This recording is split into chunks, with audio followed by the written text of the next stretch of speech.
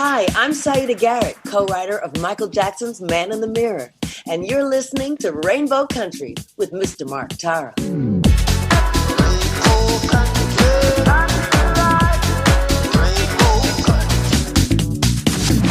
The views and opinions expressed on the following program are those of the persons appearing on the program.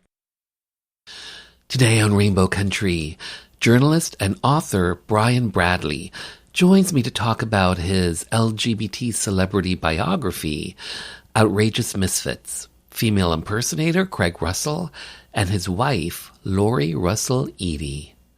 Plus, my coverage of Big Brother Canada Season 11 begins.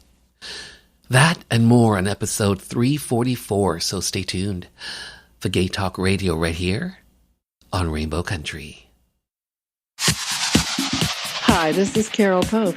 Hi, I'm Garrett Conley, author of Boy Erased, a memoir. Hi, I'm Lorraine Segato. Hi, I'm Gord Depp with the Spoons. You're listening to Rainbow Country with Mark Tara.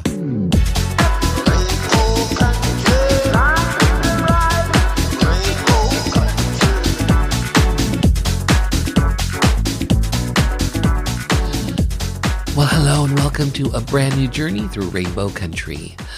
As I like to call it, a little gay radio show working to give voice to the LGBT community and beyond. And as always, I am your tour guide through Rainbow Country. I'm producer and host, Mark Tara. By the way, Rainbow Country originates from CIUT-FM in Toronto and now proudly in syndication on 12 outlets across Canada, from coast to coast to coast. The Yukon, British Columbia, Saskatchewan, Manitoba, the east coast of Canada in Newfoundland, Ontario, even down to Buffalo, New York, and online. Well, thanks to you tuning in, streaming, downloading, but ultimately listening. Together we continue to build Rainbow Country into a nationally syndicated gay radio show, a #1 LGBT podcast on Podomatic.com's Gay and Lesbian chart, as well as being recognized as Canada's #2 LGBT podcast on Feedspot.com. So today, lights, camera, outrageous. 70s and 80s superstar female impersonator Craig Russell and the birth of drag on the international stage. Journalist and author Brian Bradley joins me in conversation to talk about his 2021 LGBT celebrity biography book, Outrageous Misfits, female impersonator Craig Russell and his wife Lori Russell Eadie. A biography that paints the picture of this trailblazing Canadian artist, Craig Russell, and so much more.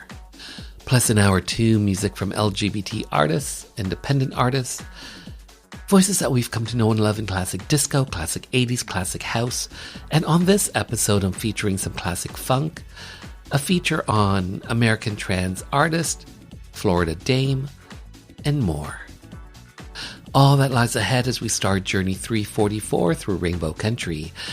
And first up, my coverage of Big Brother Canada Season 11 begins with executive producer and host Arisa Cox, who joins me to talk about what we can expect from Season 11 of Big Brother Canada. Every second counts on Big Brother Canada. I'm shaky. The house is known for its secrets. Deception becomes an art form. I'm just like pure vanilla ice cream. Can you ever truly know someone else? You might be a master genius. I'm like, whoa. It's time for the games to begin. This is my game. Let's go. Big Brother Canada, new season, Wednesday, March 8th on Global. Is that the time? I gotta go.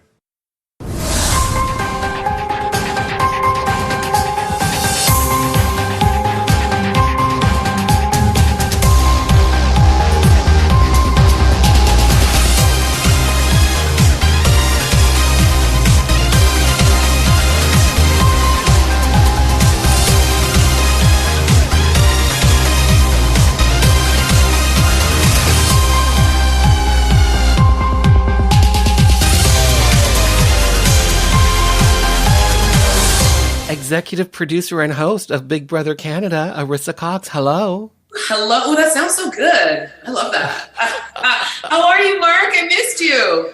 I am well. I have to say you look fabulous. Fabulous. Like, I'm turning 45 this year, Mark.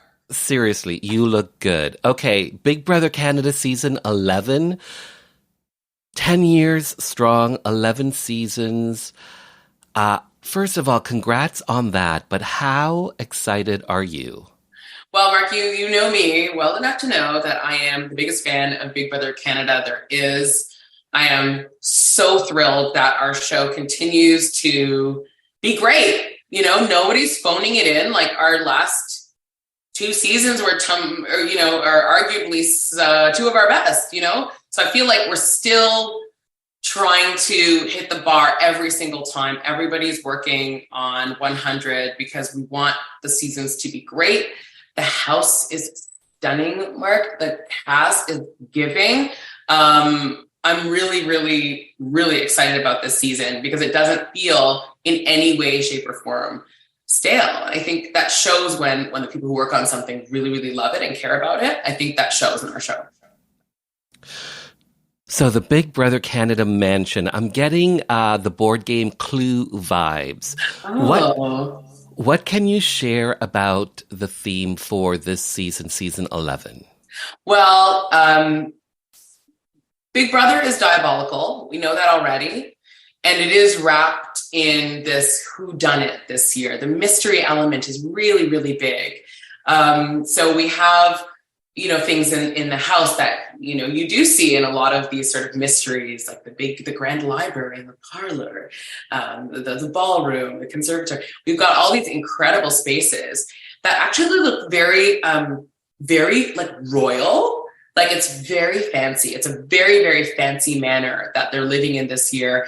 And that's very different than last year, which was a game show theme that had a lot of silver and shiny things and neon. It was very, very different. This is like, this is a place where a lot of mysteries will occur. So just know that we have planned an incredible season full of really, really cool twists and turns. Some old favorites and some new ones too. Well said. Well said. Okay. 16 new house guests. What can you share about these new victims? Sorry, I mean the house guests. The house guests, not victims. No, what I can share about this group in particular is that there's a lot of gaming. So there's some people who are absolute gamers and who know a lot about the show. There's other people who are sort of newer to the show, but are picking it up really, really fast. I don't know if you know this, but before they go into the house, they're, kept in sequester so that they can, prep for the show and, they're away from everyone else before they go into the house. And they're often allowed to look at past seasons. And that's really interesting because there's people who start watching. The more they start watching, the more excited they get because the more ideas they get. And real hustlers, anyone who knows me knows I love a hustler, like in real life, who comes to play Big Brother Canada. And those type of people, I think, are the ones to watch out for, the ones who really are good at reading people and are very persuasive. And those people tend to do very well on Big Brother Canada. So I'm thrilled. It's a gorgeous bunch. We're getting really across the country, all kinds of different occupations, 911 operator, fisherman, marketing professional. Like there's so many different kinds of people in there. And I'm just excited to see how they all gel because every season has its own flavor and the flavor is hot. The flavor is good, Mark. It's good. Okay. So let's talk about live feeds. Yes. I am a live feeder. I'm a fan of the show. I believe you are as well, a live feeder. Okay, here's one of the questions. Why end the 24/7 live feeds? Was there a moment, was there a flashpoint when Big Brother said, let's evolve the show and move it away from 24/7 access into the house? Was there a moment? Was there a flashpoint for that? You know what? That's an excellent question, and it's true. I am also a feeder, so I think a lot of people were correctly assuming that. I also was in my feelings about how we were moving the show forward. There was no one moment. I just want to make that for sure clear.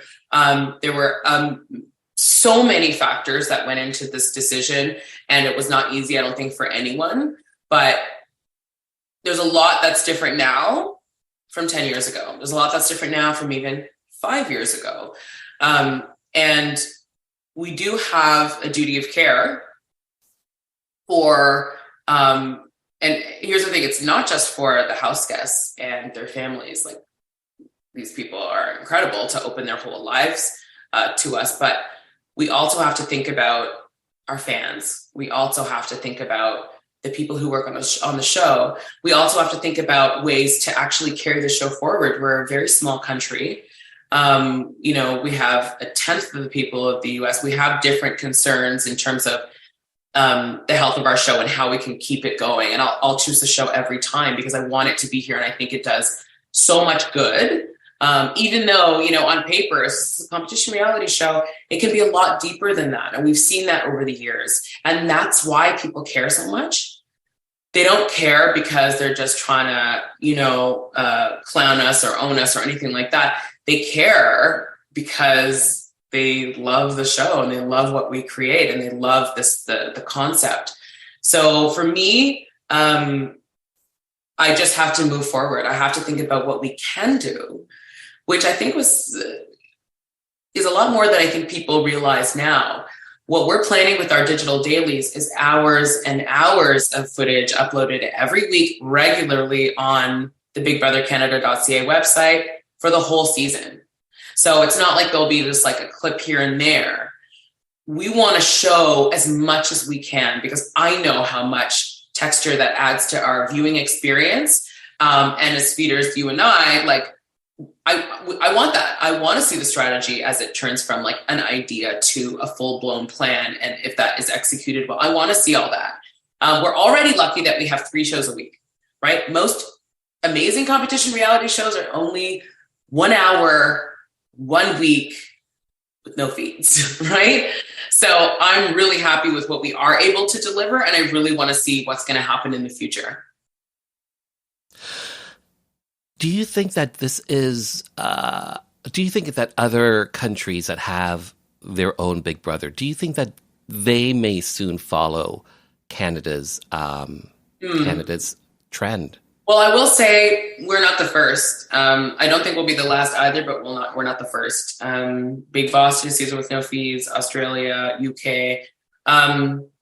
It's a very tricky endeavor doing a show as big as this with real people who have real lives. It's a very difficult thing to do now compared to 20 years ago when social media just didn't have the same impact, right? Like I was on a reality show 20 years ago that had feeds and they were like chat rooms, but there was no YouTube, Twitter, Instagram, Facebook, all that stuff. So the landscape has definitely changed and people's attitudes have changed as well. And that makes it, it's a difficult show to produce at the best of times. But I want our show to survive and thrive. And if this move helps us do that and delivering that content in a different way, then I'm willing to try it. Because I get it, I get it. I feel that. I feel probably all the feelings that people have been going through. But that to say, I love the show and I want to see it continue and grow. And if it has to evolve and change, it has to evolve and change, even though I know change is very difficult, So my last question for you, 11 seasons strong, 10 years on. When you first got this gig, did you think that you would be doing this, being the face of a show, being the host, being now part of the executive producer's room? Did you think that you would be doing this 10 years on? Absolutely not. You work in Canada, you know how fleeting these moments are. And so you try to enjoy them as they're happening because you don't know how long they're going to last. And that I think goes for anyone in Canadian media, television, radio, the fine arts world. It's very hard to catch that lightning in a bottle. And Mark, like you've been doing your show a long time. Like it's harder and harder to see these like legacy shows like continue. And for me, working in television, I worked at many, many places, and I've had buyouts happen. I've had shows canceled. That happens all the time. So I think when I was just so grateful for season 1, and it was so much fun. And even then we were like, we really hope we get a season 2. But even in my head then, I knew if I could do this for 20 years, I would do it for 20 years. Like I absolutely love so many aspects of what we create. It's got to be one of the most creative shows on television, period. Especially the way Big Brother Canada does it, like our version of it, in terms of design and challenges and sets, and costumes. And it's just such a high level of creativity. I never wanted to stop. And because we keep injecting it with these incredible personalities from across the country, it always feels fresh, and we certainly will never phone it in. And I think that about us too. So no, I did not imagine it would go this long, but did I dream it? Yes. And I'm so grateful to be here still.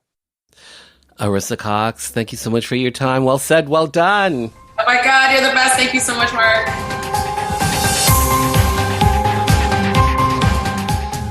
Big Brother Canada airs Tuesdays, 7 p.m. Eastern, Wednesdays, 9 p.m. Eastern, and Thursdays, 7 p.m. Eastern. All that happening on Global TV. And for even more Big Brother, visit bigbrothercanada.ca.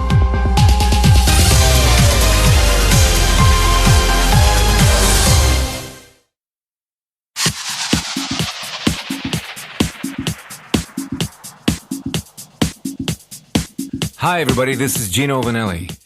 You're listening to Rainbow Country with Mark Tara.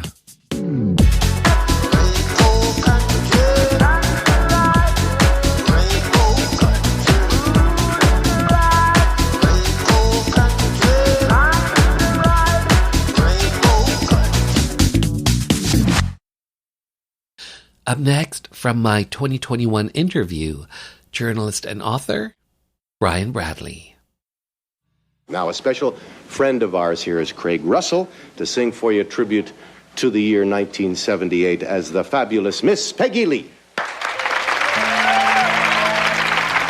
I remember when I was just a little girl, our house caught on fire. I'll never forget the look on my father's face as he gathered me up. And we raced through a burning building out onto the pavement outside. And as I stood there shivering in my bra and my jockstrap, I had the feeling that the whole world was going up in flames. And I said to myself, is that all there is? Is that all there is? If that's all there is, my friends, then let's keep dancing. Break out the booze. Brian Bradley, hi, how are you? I'm great, thank you. First of all, Brian, thank you for being here to have your voice, your story be heard by the LGBT community and beyond, especially when it comes to your new book, Outrageous Misfits. That's the main title, a biography, 4.5 stars on Amazon.ca. From my research, getting to number 7 on Amazon.ca's transgender biographies. Congrats on that. How does it feel to have a top 10 hit? Oh my gosh. Actually, you're the first person to tell me that. That's great news. I'm so glad to hear it. I've thought a little bit about, okay, well, what are my dreams for the book? And, it's just my dreams for the book that Craig and Lori can reach people. And so if you've reached a peak like that on one of the biggest retailers, they're reaching people, and that means a lot to me. Outrageous Misfits, female impersonator Craig Russell and his wife Lori Russell Eadie. That's the full title. How did this biography come about? It was quite the journey. I had first learned of Craig Russell when I was not yet 14 years old and living in Northern Ontario, where everything, to a degree, in my young eyes, seemed very monolithic. and I was very naive to the world. And I saw a commercial for a documentary about Craig, and it caught my attention immediately. You know, he was so effeminate. He was so beautiful, so talented. And I knew nothing about drag. I knew nothing about sexualities. I knew nothing about gender identity, sexual identity. And it just struck me as a curiosity, like, who is this person? And why would he get a documentary? And after growing up quite a bit over the next decade, he'd always stayed with me.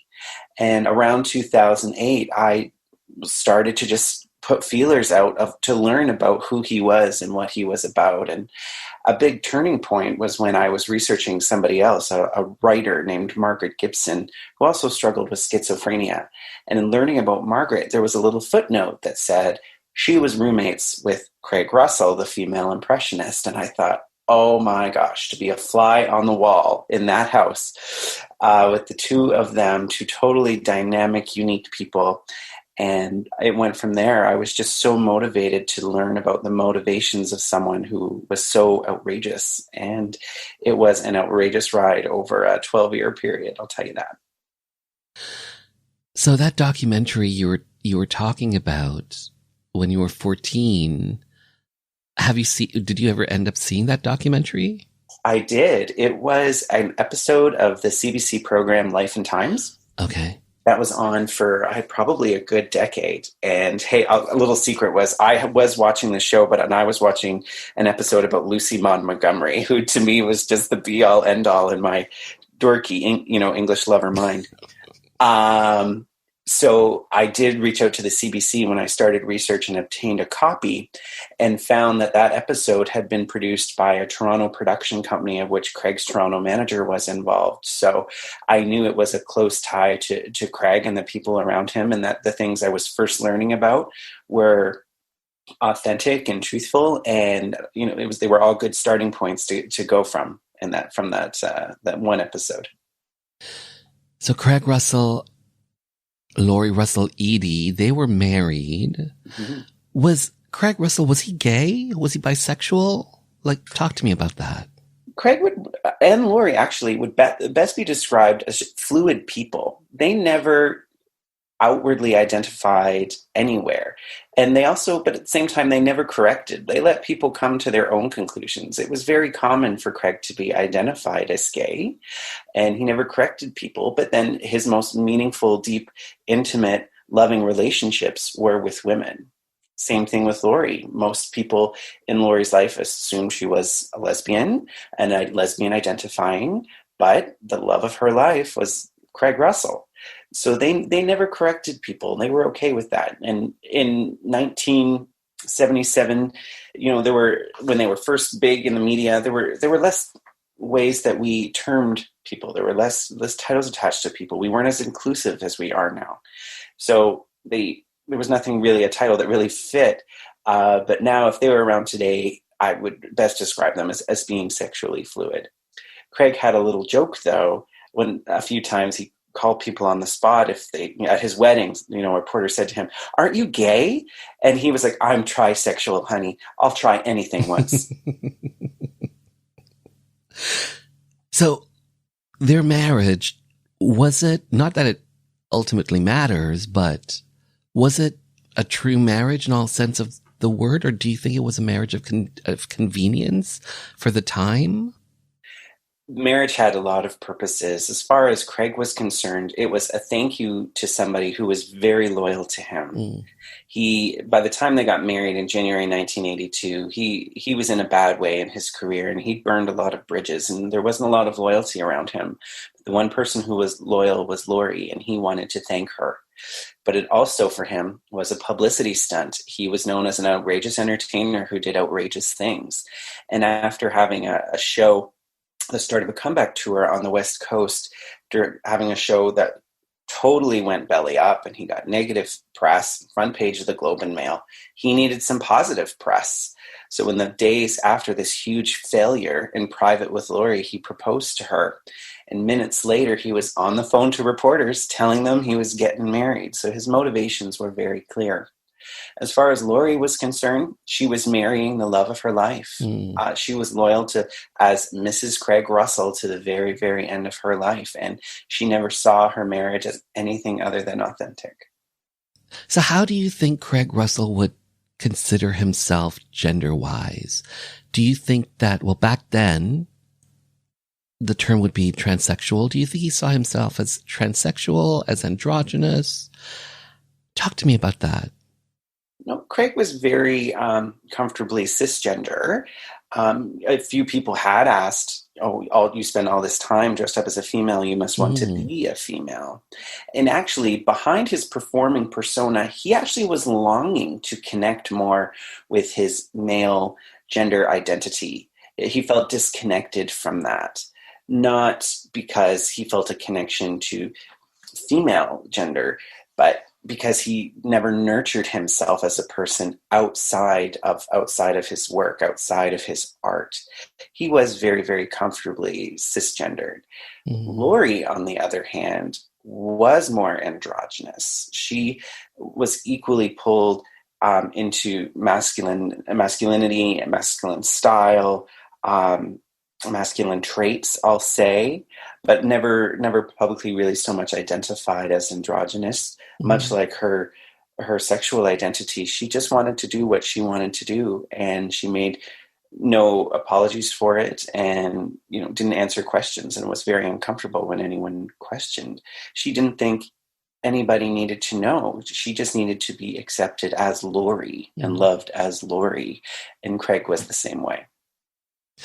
You touched on this earlier, schizophrenia. How did that impact Craig and Laurie? It didn't so much affect Laurie, though Laurie's mother was abusive and does have some element of undiagnosed mental illness.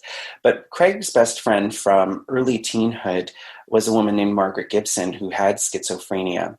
And their core group of friends were a group of misfits. That's where I got it for the title, where they were four people who didn't fit in with at school with the way everybody else was. There was the effeminate, outgoing Craig. There was schizophrenic Margaret, and a woman who was later lesbian identifying, and a British expat gay man.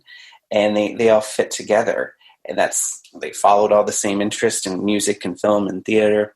But at the same time, they knew a strength that a lot of youth don't know, because they were centered around Margaret, who really, really struggled with her mental health. She would have incredible outbursts and episodes where she believed her bones were being turned to dust, or she believed that she had another identity named Louise, and they would have to talk to her as Louise. So they grew up very quickly as youth, where they had to be responsible and look out for her because they weren't close with their families. So Craig, I think, from his relationship with Margaret, drew a compassion for people and an understanding that we need to see beyond people's struggles and understand their humanities and have empathy for them. And funny enough, when he later developed his act and was impersonating all these different female entertainers, he didn't always perform as them at their best. Some of them he performed as them as their worst, particularly Judy Garland. When people think of Judy Garland, they probably would rather think of Judy in Meet Me in St. Louis and The Wizard of Oz, who was at her best. But Craig performed as her in her last years, when she was addicted to drugs and struggling with her own mental health, and who was just longing for connection with people and longing for a better place on the other side of that rainbow. And I think Craig's sensitivity for that came from his closeness and understanding of Margaret and her struggle with schizophrenia. Craig Russell's success, was it more North American based? Was it worldwide? It was worldwide. His talent took him from the drag scene, which is tight with the gay community in Toronto. It took him to the greatest stages in the world. He played at the biggest opera house in Europe and Germany called the Alt Oper. He played across the US, of course. He played in Paris and in London. He played at the Sydney Opera House with Oscar Peterson. He was a global superstar for a period of time. So Brian, I thought it would be fun that throughout this interview, at times we would play a little game of true or false. Okay. Are you ready for our first installment? Bring it. I love it. Okay. Craig Russell learned about drag through entertainer Mae West. True or false? Absolutely true. How did Craig Russell know Mae West? Oh, that much time you got. Craig first learned of Mae West in 1960 when he was just 12 years old. And he was displaced at school. He was rejected by his father for being effeminate, and he found escape in the world of entertainment and drew strength, particularly from female entertainers, because the personas of the time was so much about being in control. I'm thinking of women like Betty Davis and Joan Crawford, and Tallulah Bankhead, Marlene Dietrich. But it was Mae West that just turned his head around. He was introduced to her work, seeing her on the Red Skelton show, and just saw someone who was not only strong, but she was stronger than men. And it was conflict with male identity that was so problematic for Craig. So he saw someone who was strong, who had power, who had control, and that was the biggest draw to him. It appealed to his every sense, to his every emotion. And he dove into her work and eventually founded a fan club that was initially not real. It was him hanging around with his friends talking about Mae and going through all of his memorabilia. And finally he looked at his friends kind of cheeky and says, oh my gosh, we have to tell Mae about all of this interest. And he crafted minutes for a meeting he did not have with a guest list for people who were not there, and reached out to Mae's people in California. Mae made herself very available for the time. She was a little narcissistic. She loved to hear that she was loved. And when she heard that there was a little fan club in Scarborough, Ontario, she sent along support for his quote-unquote members and sent him 25 more names to form an official Mae West fan club that Craig called the Mae West Fan Club International. And from there, he had close contact with Mae and with people who were in her immediate circle to give updates to members, and he sent out newsletters and personal correspondence and best wishes on behalf of Mae. And that led to a 5-week visit with her in California that eventually turned into a 6-month stay to work as one of her personal secretaries. Crazy. Who knew? Who does that? I don't know who I would pick when 12-year-old Brian Bradley. I just don't know. And on that note, we'll return after this Rainbow Country update.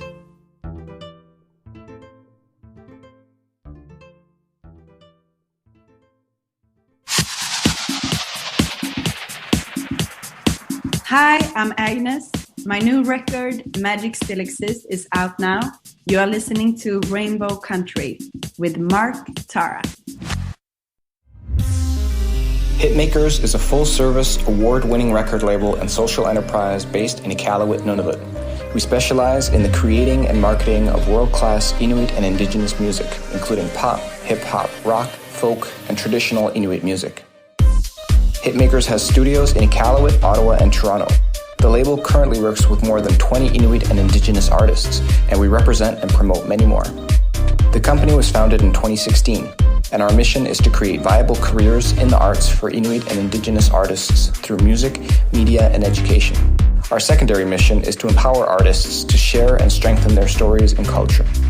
To learn more, please connect with us on social media or at hitmakers.com. That's hitmakers with a Z. Thanks for listening. Qoyanamik.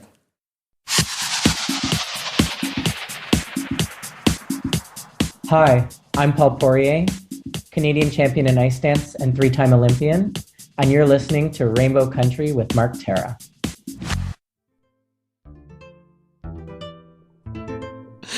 So, Brian Bradley, you are a journalist at the Toronto Star, correct?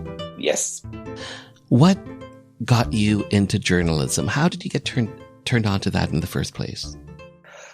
I think I always just had a really deep desire to learn and to learn new things. And I like I'm a sharing person. I'm an extroverted person. I like to share things and contribute.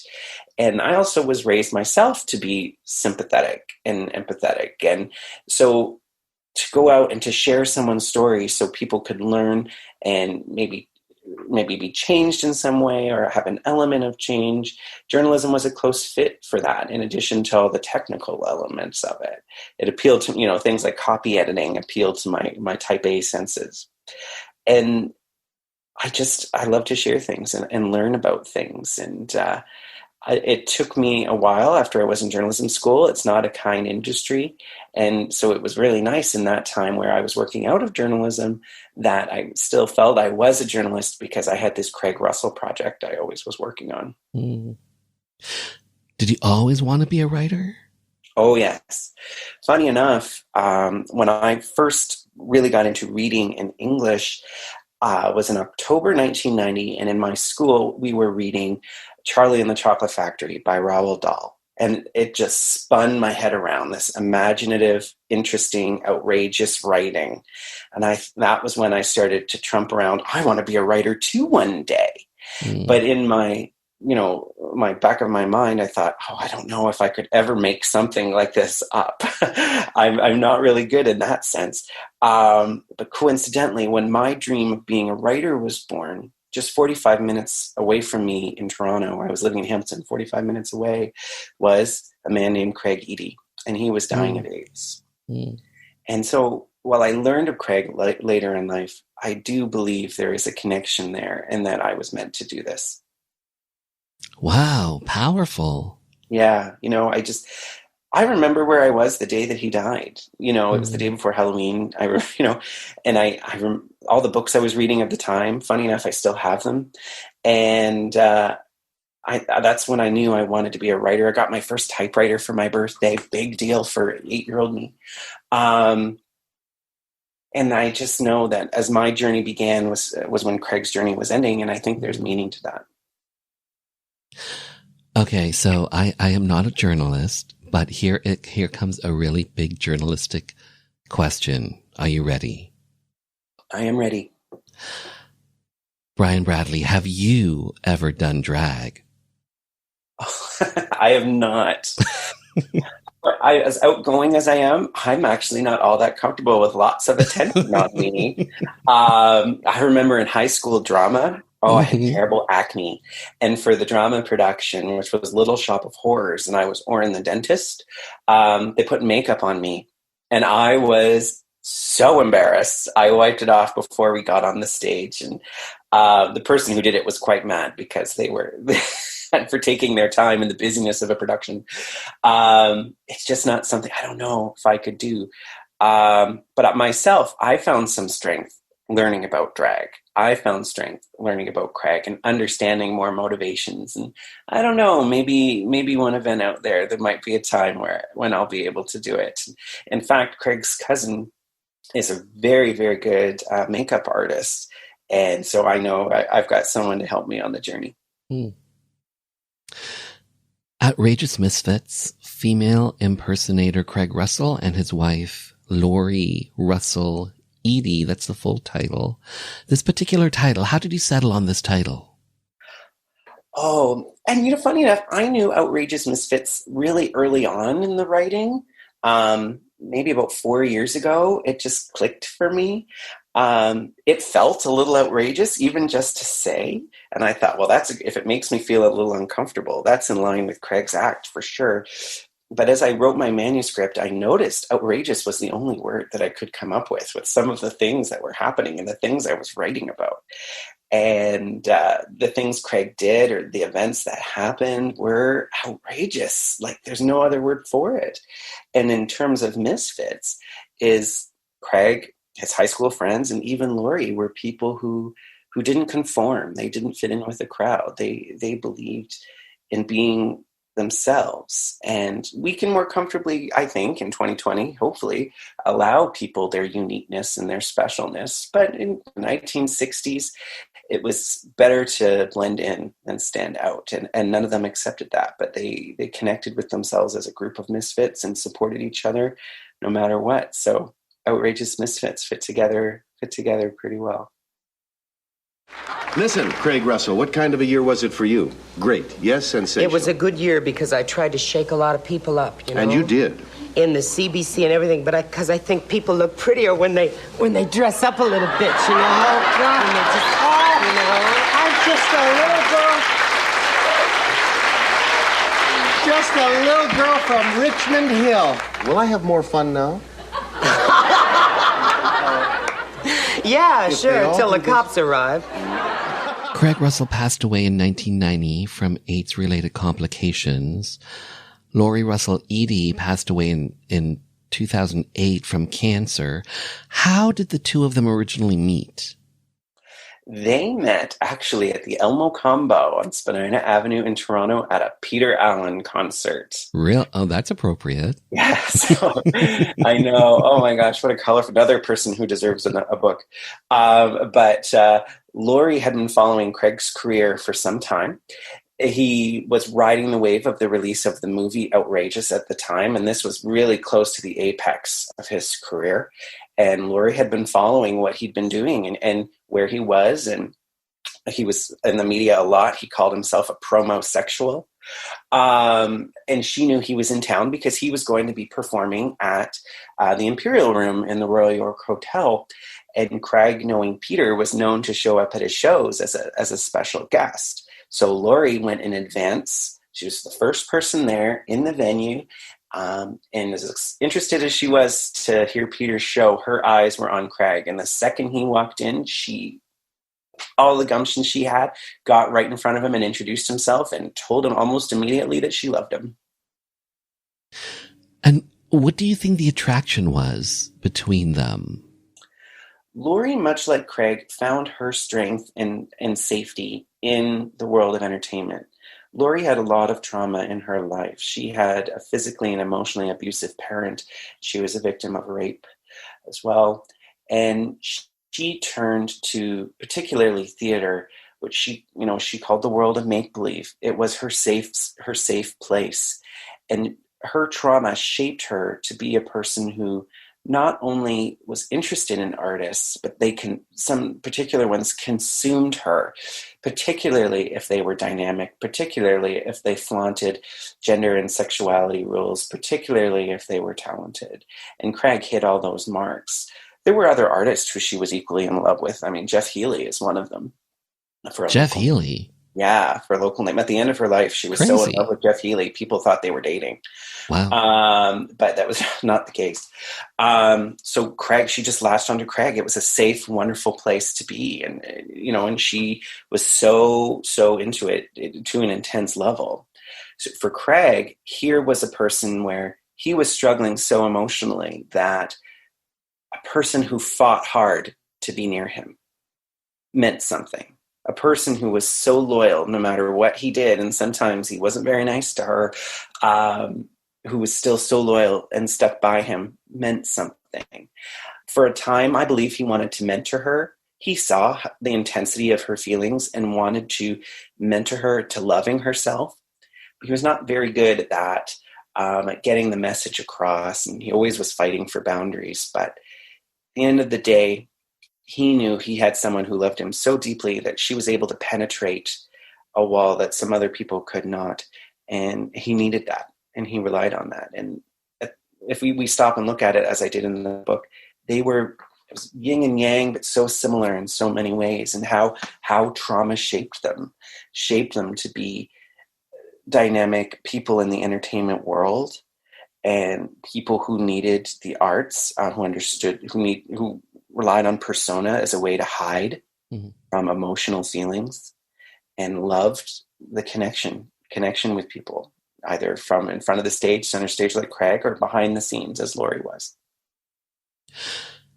So Craig Russell, he was world famous. He did a number of TV appearances, TV shows, movies. 1977's Outrageous, part of that filmed at a popular gay bar at the time, the Manatee. Its sequel, 1987 to Outrageous. Do you think Craig Russell was ahead of his time?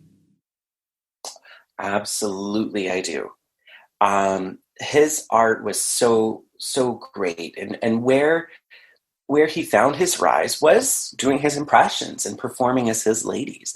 But Craig wanted to do more than that. He wanted to do stand-up comedy. He wanted to write books. He wanted to produce theater productions. He wanted to act as a male actor. But people didn't understand that. They just thought, well, aren't you the guy from gay culture? You can't be in an action movie. Craig could have been a bigger star. He was offered a role in the original production that became a film, La Cage aux Folles. And that would have shot him to even bigger superstardom. But he turned it down because he did not want to be seen as just a man in a dress. He wanted to be an artist, as I think his quote was, an original for all people. And it just, people couldn't see all of his talent and where he wanted to go.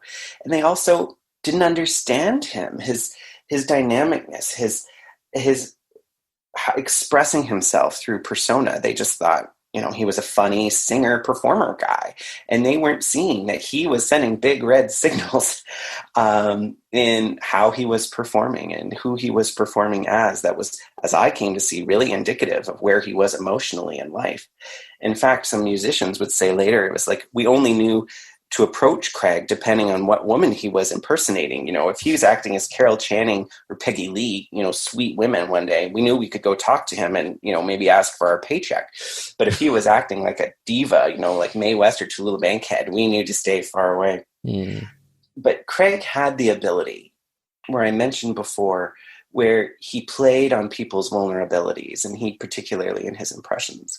He could look and meet someone and immediately peel away who they were and understand the root core of what makes them tick, understand their vulnerabilities, understand their sensitivities. Sometimes he would maybe insensitively play on that, but he had a deep understanding of people that people didn't really understand how smart and talented he was. Did he ever have a romantic relationship with another man? Oh, Craig had many boyfriends, that's for sure. Mm-hmm. He didn't, I wouldn't say had long-term relationships. They were all pretty much short-term relationships. There were people who came into the picture as a boyfriend who were using him for status and access and parties and drugs and money and a place to stay. And in fact, that's in the movie Outrageous, where the sensitive character has a one night with a man he met in a club. Mm-hmm. And after their intimate evening, the man is expecting money, and the character realizes he's a hustler, and he thought it was a man who wanted to spend time with him. The real Craig experienced that a lot in his life. He did have a long-term boyfriend when he was in Germany, as well as he had a long-term girlfriend. But the long-term boyfriend was also abusive to him physically. And towards the end of his life, for about a year, he had a boyfriend named Robert, who was with him through to the end. Outrageous. Great movie. I love that movie. If people haven't seen it, they should. How true to Craig Russell was that movie and the character that he plays in that movie? Oh my gosh. 99% true to Craig. A few of the experiences were fictionalized, but the heart of that character, what that character was about, is 100% Craig Eadie in 1970 to about 1972, where he was the sensitive, shy guy with big dreams who wanted to perform and work in drag, who needed the motivation and support of his best friend with mental illness who was living with him to reach those heights, who left Toronto and went to the States in order to grow his act, to work in bigger clubs and make a bigger name of himself, because only people like Anne Murray were getting booked in Canada in larger venues. Very, very much true to his life. In fact, the screenplay for Outrageous is based off a short story written by Margaret Gibson, who was Craig's longtime best friend and roommate. And that short story is a series of letters between a mentally unwell woman and a female impersonator working off in the States performing. It was very, very true to life. And made it very easy for Craig to slip into acting and understand and play the role of Robin Turner, because Robin Turner really was Craig Russell. In writing this book and researching this book, was there anything that you learned about Craig Russell that really surprised you? Oh, absolutely. When I first pursued this, I thought I would be writing a fun, exciting, laugh out loud book. And that was including the fascinating, wonderful world of drag. And I was good with that. And there are parts of the book that have that. I knew that he struggled, but I didn't know the depth of his struggles. And in Craig's time, we didn't have language to talk about mental health, sexual assault, sexual abuse, drug dependency, and trauma. And even if we knew the language, we didn't talk about them. If we did talk about them, it was with hushed tones. So the book became deep dives into those topics where Craig had key traumatic events happen in his life that shaped who he became. And he never, I don't believe in his time, got credit for the strength it took to keep going despite what he had gone through. And, you know, it kept coming. I thought I would understand this XYZ happened. And then something would came to in front of me, and I thought, oh my gosh, something else happened. And it made me really sad and made the book shape to show and try to give the message of there are a lot of people out there who we give judgment to. Even every day, you may see someone in line acting like a jerk at a bank or something, and you think, oh, that guy's an idiot. But we don't stop and consider the humanity behind people and what they may be going through.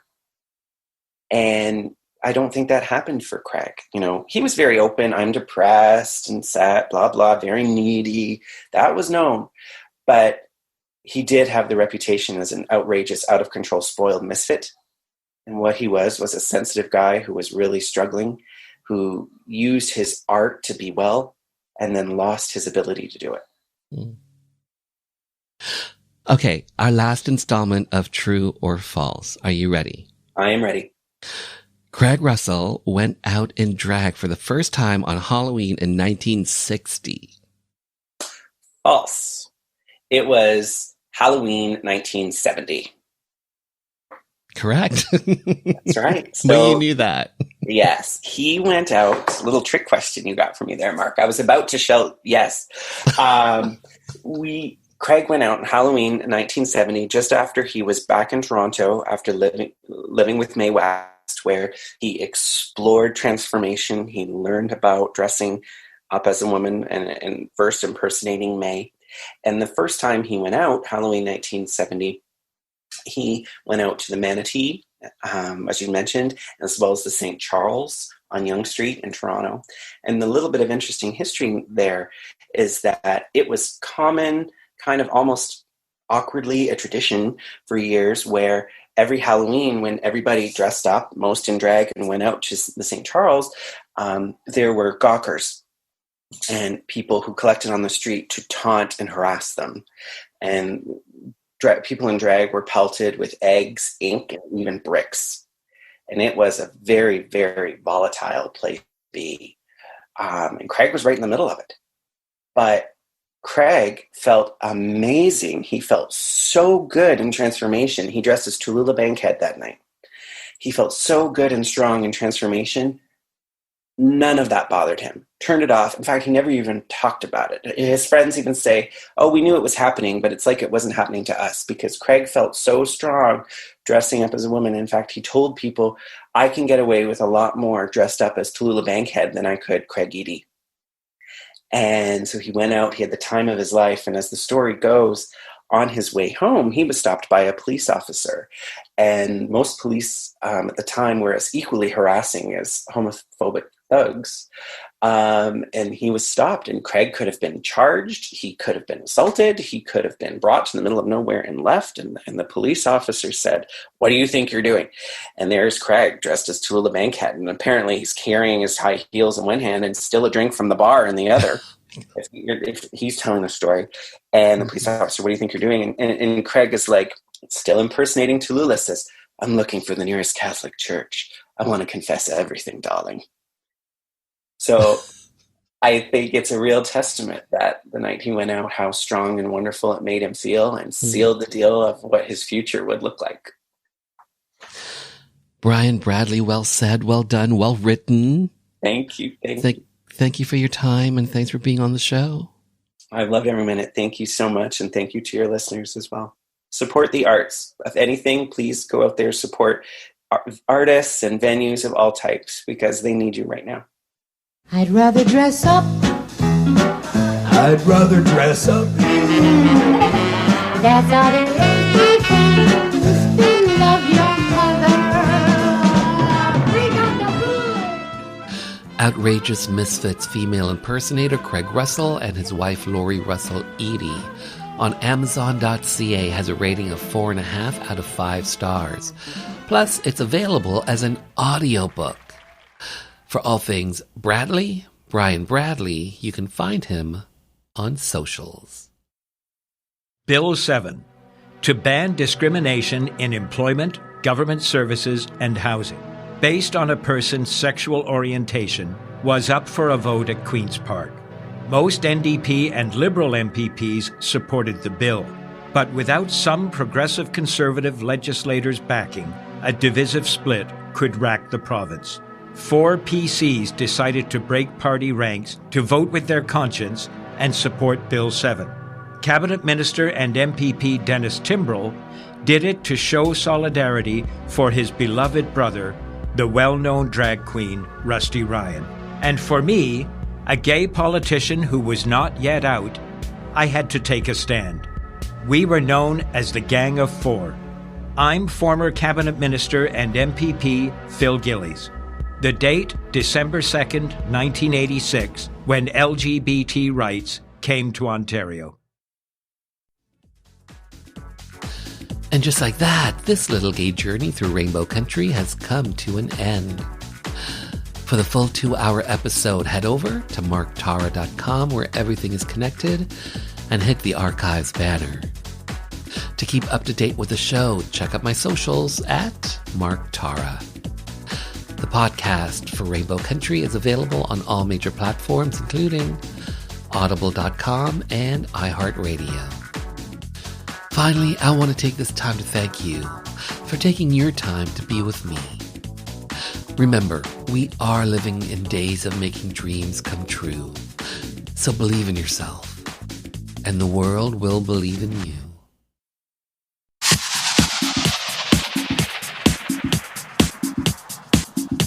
Hi, this is Police Constable Danielle Botno, also known as LGBT Cop, and you're listening to Rainbow Country with Mark Tara